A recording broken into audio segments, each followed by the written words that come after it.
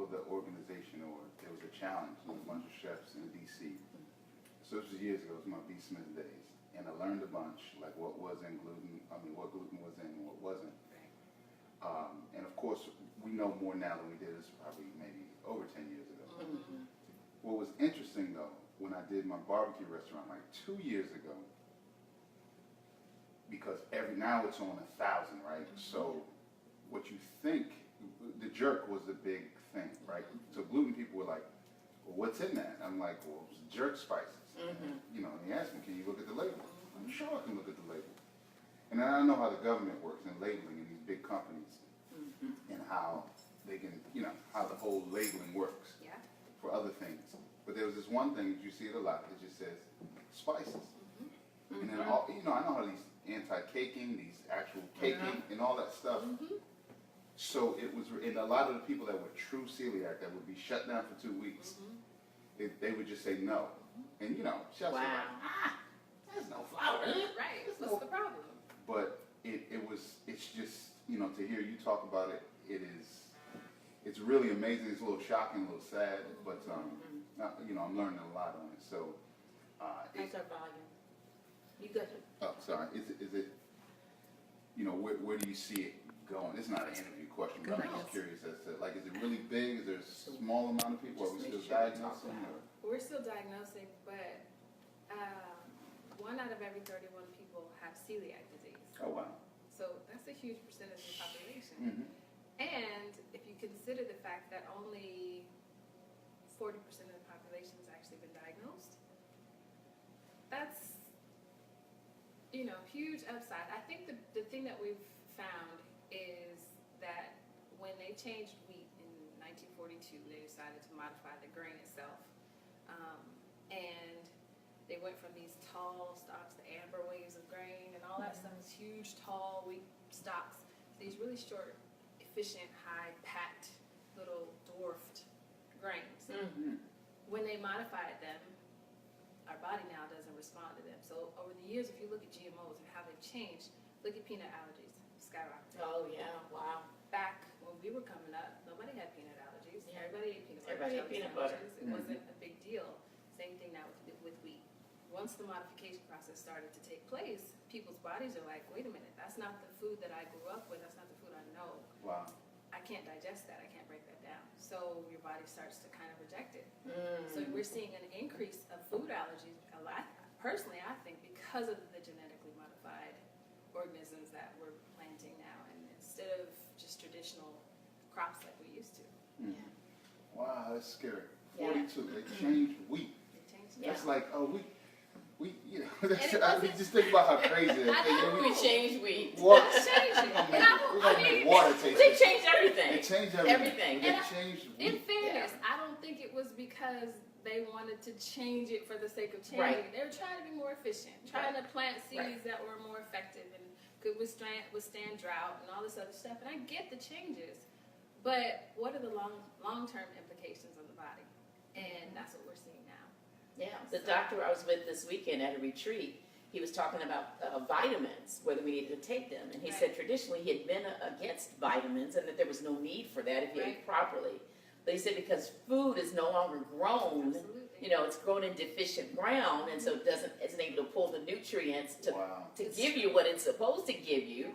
You're eating, you know, 50% of what it's supposed to be. And if So you have to take vitamins. You have to supplement. That makes so much sense. You Yeah. have to supplement. So I'm doing this, I'm part of this round table in a couple of weeks at the Smithsonian. It's like Food History Week or something like that. It was very cool, and they asked me to sit on the panel about politics and food. So anyway, you know, when people were asking about politics and food, and how food is affected. There's a bunch of smart people on the panel. I'm like the cook. But, you know, but when you talk about those things where, you know, how politics and what went into that decision, and now we know. I mean, that's now our food it's a business decision for a lot of people, and it's about profit and efficiency. And the long, you know. So anyway, I'll try not to. Well, that's the whole organic part of the whole organic movement. Exactly, and it's part of the reason why I did what I did as well, and why I'm waiting to do it again the right way, because I won't compromise. But you're changing the world here. This is pretty dynamic Thank stuff. you. Well, hi everybody. I'm Deborah Chambers, Senior Director at Central Union Mission, and I'm here today with our good friend Nicole Thomas of Virtuous Living, and of course Harper of Heart and Soul. And we're here to talk a little bit about what's going to be happening at Heart and Soul. You know, our goal is to raise 1 million meals and provide care for neighbors in need this winter, and we have all of these wonderful chefs that have gathered around to help contribute by cooking these wonderful meals, and we're honored to be here with Chef Rock and Nicole. I am the odd man out with these two cooks. All they're doing is talking about food. So I'm going to turn it over to you, Chef Rock. Well, you're a seasoned eater, so that's all we need. That's what we live for. It's such a pleasure to be here. Absolutely, my pleasure. I'm excited about the 27th and having you down. When I heard you were bringing, the whole gluten-free energy, I was just out in Napa Valley at ZD Wines, did a great event, and it was so many people that were gluten-free in the audience, and I wish I was more sort of versed and educated on cooking that style of food, artfully, right? Because normally you get like some vegetables and a piece of chicken. That's it. Right? That's it. So the demand is growing, whether it be people that are seriously celiac or people that just don't want gluten in their diets. Right. So I was really excited to see that you're bringing that to Heart and Soul. Yeah. Again, Yes. another exclusive you can only get That's here. right. And you're changing lives doing it. It's just really exciting to have you at the event, and I'm looking forward to tasting some of your food. Awesome. Yeah. Thank you for having me. Thank you, Minister Deb, for having me. It's an honor. We love Union Mission and have been a big supporter of them for the years, a number of years now, with my husband being with the Wizards and just some of the things that we've done. So when I got the call, it was a no-brainer. Very cool. Well, that's wonderful. So tell us a little bit about what you do in your cooking, in your business, and in your movement in the food industry. Okay, well, it started because I was diagnosed celiac.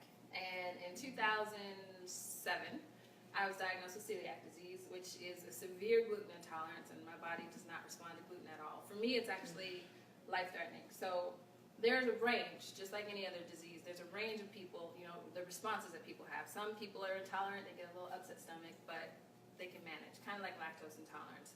Some people are severe like me, where it actually causes my internal organs to shut down, and I could potentially die. So when we talk about getting gluten out of my diet, it was kind of a major thing. And so I'm blessed to have an awesome husband who's very supportive. And he said, well, if you got to go gluten-free, then we might as well all go gluten-free, because we don't need to have it in the house if it's that serious. And so our whole family is gluten-free. And for a number of years while he played in the NBA, he was completely gluten-free. Blessed. Thank you. He was completely gluten-free. Our whole household is completely organic, and we just try to do things kind of the way God intended it. So it kept him healthy for a long time, and I was able to do some kind of cool things to help him rehab from injuries and different things. So food has always been a part of our life. And when I was diagnosed, we found out not long after that our baby girl had a gluten intolerance as well. So as a mom, it's kind of like, when you have something going on with yourself, you figure it out. But when you find out your kid has something, we gonna figure this out right now. And so it pushed me kind of into hyperdrive. And so from there, we started the company Virtuous Living, which is long after that I went back to school and got my certification in integrative nutrition and became a health coach. So I get to go all over the world and help people change their diets and effectively change their lives. So, Wow. That is so important. I'm gonna step off. I just cooked. I do have a question though. Can I ask a question? Sure. So like I said, there were a bunch of chefs. Every event, there's always people asking. Now, every night, people ask about gluten free. What do you have any favorite, I guess, restaurants in D.C., Maryland, Virginia, or anywhere? But I'm curious that you can go to and feel safe and comfortable. That's a great question. Honestly, there's one place in particular that we go to all the time because everybody can eat there safely. It's a little hole-in-the-wall Mediterranean food place on 15th and U. It's called the Mediterranean Spot. Hi, Mohammed. They're like, they've known us for so long. But it's the places that are not traditionally American food that I can go and eat because they usually make their food from scratch. Wow. Okay. So the places that you can go, or the higher end steakhouses and things like that, where I can go get, you know, a great steak or lamb or something like that. But I still have to be careful because the preparation, I usually have to ask and talk to the chef and this and that, and cross-contamination in the kitchen, and all of those issues are major concerns for me because I don't just leave a regular customer. I literally would leave with a distended belly and go straight to the emergency room. Mm-hmm. So for me, it's a major thing. I have Double Eagle is a good spot. Double Eagle. The steakhouse. What's Okay. the name of it? Is it Double Eagle? I thought it was Double Eagle. I can't think of the name. Oh, jeez. The steakhouse in the Four Seasons. Oh, Michael Mina. Yeah, Bourbon. Okay. I love that one. Okay. I've eaten there successfully a number of times. We got friends over there. Okay. Yeah. What up, Yeah. Michael Mina? Hey, Yeah. Michael. Let me see. What else? Very limited. to Very be limited. honest. Yeah. So on the chef side of things, and this is important, I won't turn this into like a restaurant conversation, but to give you a glimpse into the kitchen. And it's changed over the past 15 years, right? But now it's always, you know, in any restaurant, when you're a meat serving restaurant, when you serve everything, when people come in, when requests come in the door, you know, chefs were very methodical. Right. It's just probably how you are in your kitchen. It's just like, you know, this is my world. Well, you have such beautiful kitchen. But, you know, restaurant chefs are like, you know, what I don't want to hear about anything that's about to disrupt my flow. Exactly. So when something comes in, when vegetarian comes in, server comes down, what can we do vegetarian? Here's what we can do. You should already know that. Get out of here. Right.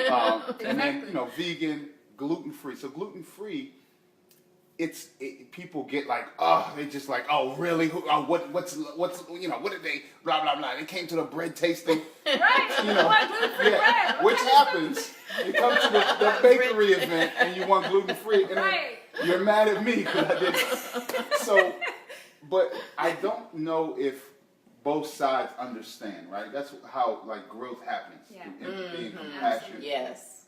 But when you explained to me earlier, off camera, about how your body can shut down, even be close to death, when I know that as a chef, it makes it, you care more. If someone comes in and they say they have a peanut allergy, we take peanut allergies. Everybody takes them serious. They don't just say, Exactly. So you, like with a gluten-free allergy, I remember I was at Planet Hollywood one time, somebody had a rice allergy. I didn't understand how sensitive it was. The cook just wiped the rice off and put fries on top of the person, almost died in the restaurant. Yeah. And so when That's happened a few times. that, to me, I think if we understood that, one, sometimes we gauge on whether someone's telling the truth or not, right? They just don't want To it. judge them. But that, you know, I just wonder, you know, how many people are like that, and what we can do on my end for people to take it a bit more serious. Yeah. I mean, I think things like this conversation is helpful because for me, it's different. When I go to a restaurant, I know how to speak chef talk. Right. So I can say, okay, I need to have this cooked in a broiler separately. Can you put it over here, put it in foil, whatever you got to do, separate it. I need a different workstation. Can you use this for that, blah, blah, blah. And I know how to instruct the person that's serving me, but that's not most people. So for the lay person that comes in with celiac disease, and truthfully is probably not as knowledgeable just because of what I've had to go through to learn about the spices and all the other stuff, and then the chef side of it, they don't know what to tell the chef or what to tell the server all the time. So sometimes, like you said, this conversation is so helpful because that mom that walks in and her son just wants a cheeseburger and he's celiac. You know, he can't have the bun, and it can't be, let's make it, he's gluten-free, just take the bun off, and there's still crumbs, and he eats the fries, and they have the crumbs in it, and he ends up sick, and it's got to be one of those things where you hear celiac disease, you just automatically assume the worst, assume the severity of that anaphylactic peanut allergy, that you know what the response is going to be, so let's not even take that chance. Right. Nick, you said earlier that almost 40% or people don't know that they even have an issue with gluten, or Huge portion of the population has no idea. Because they have symptoms, but because they're not really severe, they don't take it Seriously. as an intolerance. Right. That's And crazy. it's something that a lot of people don't think about, just with food in general. And I think one thing we need to remember, food is nourishment. So food is supposed to give you fuel. It's supposed to give you energy. If you get tired or lethargic after you eat, that's an adverse reaction to something you put in your body. Yeah. You're not supposed to get lethargic after you give your body fuel. Now you're talking about breaking some cultural traditions. And I Wait a was going to second. say it, but that's not, the itis is not normal. Exactly. It's not Wait. It's not When you normal. first eat something invigorating, you're like, wait a second, I feel good after that big old healthy meal. It's true. We're raised to think that's not normal. That's not normal. I need a couch. Yes. Right. And if you find everybody in your family locked out sleep after you finish Thanksgiving dinner, that's the ultimate compliment. So if people Exactly. have belly bloat, they just think it's because of lack of exercise, but it could be related to some intolerance that they're not even aware of. Absolutely. And that's what I get to do in my coaching side. I get to actually help people figure out those intolerances and kind of take them through what I call an illumination diet, where we take some of those big triggers out and then we give them an opportunity, give their bodies an opportunity just to breathe.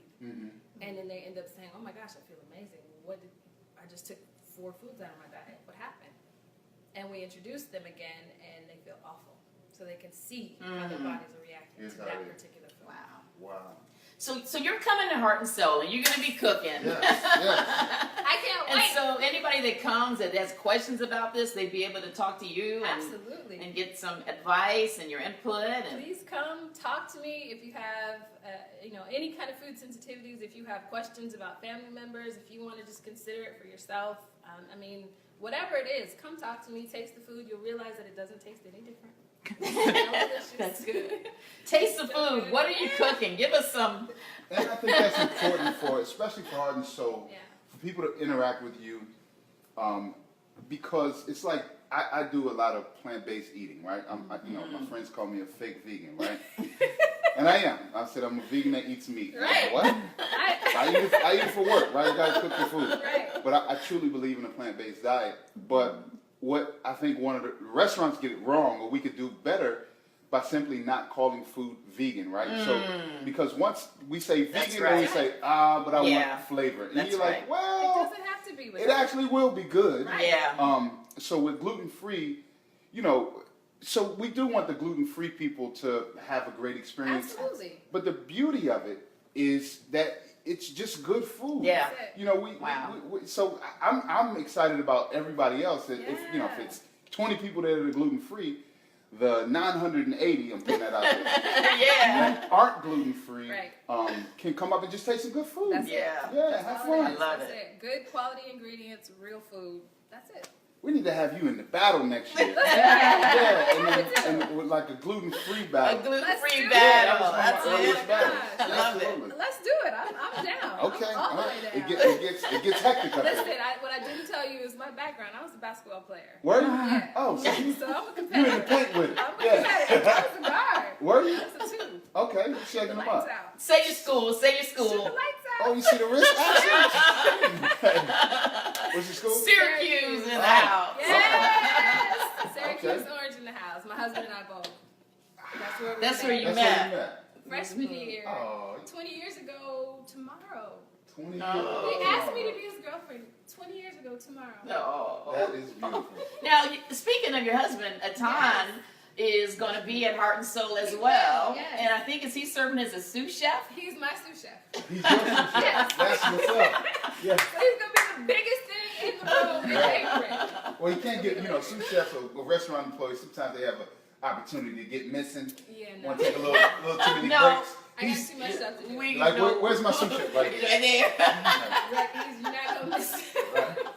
Now, you said all of your children, the whole family is gluten-free. Whole family's gluten-free. Whole family has different allergies. If you can pan over, I don't know if you can see that. You see that list on the refrigerator? Oh, wow. All the yellows Mhm. are allergies. Wow. Wow. How that happened, no idea. I know a couple families like that, though. In Yeah. if you're cooking, you find stuff out. Our kids are they're just sensitive to certain things. So I have a fun time kind of, what are we going to make today? Challenge. Mm-hmm. Is there a way that people can get tested to find out what they're allergic to? Yes. Go to your primary care physician and tell them, I want to get tested for food allergies. And they'll say, oh, we'll test you for dairy. No.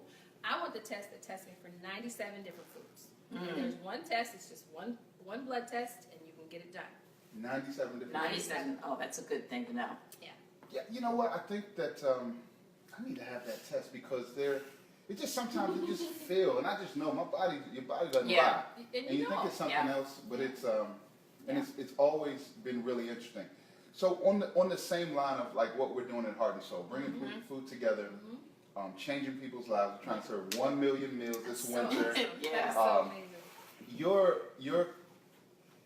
I want to like, so you could do this for yourself, but at some point you said, I'm reaching over. You said, you said, and I love this.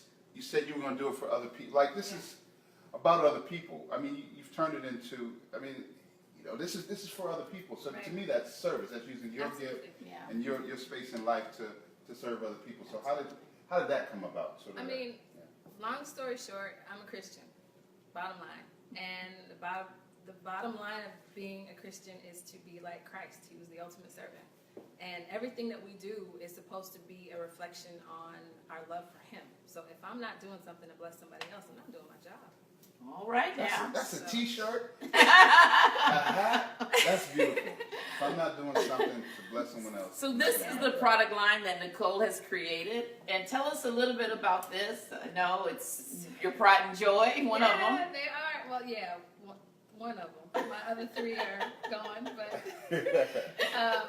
it's basically, like I said, it was created because I realized that I couldn't eat certain foods safely. And there wasn't something in the marketplace that I could feel comfortable and safe to eat, to serve my family, and then to, help others with, because I knew it was one of those things where I knew it wasn't just me. So we created the line. Faith is our sweet spice. It's got some cinnamon, some raw cane sugar, a little vanilla bean, and we use the whole pod, not just the seeds. Oh, okay. Because there's enzymes in that's good for digestion. There's just a lot of stuff that went into them.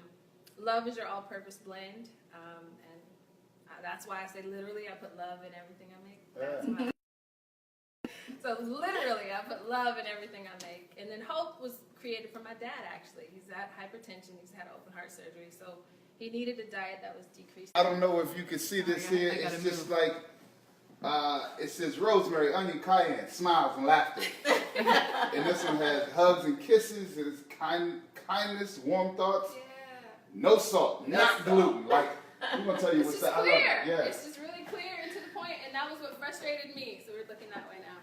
That's one of the things that frustrated me, is because when I looked at these packages, like you were talking earlier, you see all these words that are like this big, and nobody has any idea what that means. So I wanted to make something that was really clear. Not gluten. There's no gluten in this. There's no anti-caking. There's no this. There's no salt. There's no sugar. Whatever it is, I want it to be as clear as possible. And so that's what we tried to do. I think it's beautiful. Great. Changing the world is big. It's serving people. Thank you. I hope and it's disrupting an industry where we need some disruption. Yeah. It's disrupting a space where all we want to know is what I've said for years. I'm a Southern cook. And, I grew up on, many of us did, most of us did in this country. I grew up on those meals, those Thanksgiving meals that put you on the couch. Yeah. But I'm a firm believer that we have choice, right? As human beings, that we were given choice. Right. And in America, we have choice. Or sometimes it looks like we have choice. But just let me know what's in it. If I want to eat MSG, that's my business. My business. If I want to eat pork and all that jazz, or all the chemicals that are in so many things, that are in bacon, that's totally fine. Just let me know. Right. So what you're doing is giving people the option. I believe that there is a space for people to, people will pay for it. Yeah, absolutely. People will pay for it. We have this myth. And I'm going to ask you one more question. I'm sorry, I'm hoping not going too long. I'm charged up. If you can't tell, I'm excited. What you're doing is great. We have this myth, especially or particularly in the African American community, that so many myths. One that, breaking with tradition is really hard for any culture, but I know the culture I grew up in. Right. So, like you said, a meal that doesn't put me to sleep at a function, not put me to sleep, but It's like what?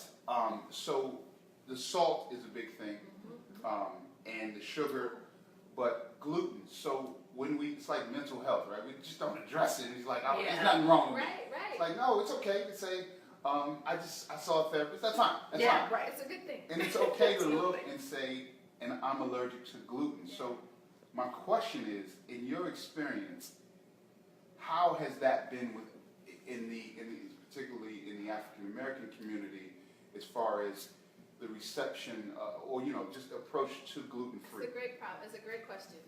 It's been overwhelmingly wonderful. Oh, wow. And the reason I get so excited about that is because we're people. We come from amazing flavor, amazing traditions, and long cooks. Things that take time, and you put time and energy into your meals, and that's grandma's recipe, or that's Aunt so-and-so's recipe, and there's a lot of connection to our emotions when we talk about our food. So when people are able to taste something that feels like home, but it doesn't have gluten in it, they're like, I'm good. I'm fine. So literally, I've had more people say, my doctor's been trying to get me off of salt for 20 years. Yeah. Now I got hope. Wow. And I'm like, so be here. Literally. Oh. And I'm like, oh my gosh. And it just makes my heart so happy, because it's like, okay, the one thing the doctor's been trying to get you to come off of, because it's going to elongate your life, you haven't been able to do. It's not because you don't want to. It's because you are connected emotionally to what your food tastes like. And that makes sense. That's God gave us all these senses for a reason. Right. If we can provide flavor and health, why not? Yeah. So that's, we got to change what's going on in here. Yeah, But I a lot get of it. times our mindset changes when we are exposed to different things. Yeah. So speaking of that, I see that you have some niceties prepared over here.